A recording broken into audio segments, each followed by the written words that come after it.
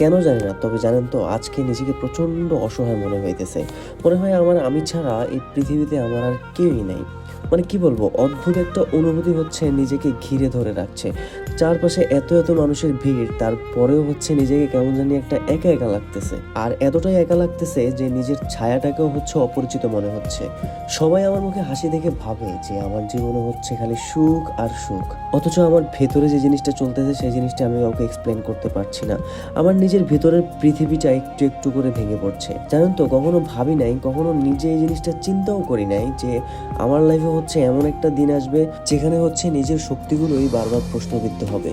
তারপর না বসে বসে ভাবি যে আমি কি আসলে এতটাই দুর্বল, নাকি পরিস্থিতি আমাকে দুর্বল করে দিয়েছে। আর আজকে সারাটা দিন মাথার মধ্যে একটাই কথা ঘুরপাক খাচ্ছে, আমি কেন এত অসহায় বোধ করছি। সারাটা দিন এর উত্তর খুঁজে বেরিয়েছি, কিন্তু এর কোনো উত্তর আমি মিলাতে পারছি না। আর এই নিজের মনের কথাগুলো কাউকে বললে তারা কি আদৌ বুঝবে, নাকি হাসি ভেবে উড়িয়ে দিবে, নাকি তারাও অন্য সবার মতন বলবে যে সব ঠিক হয়ে যাবে।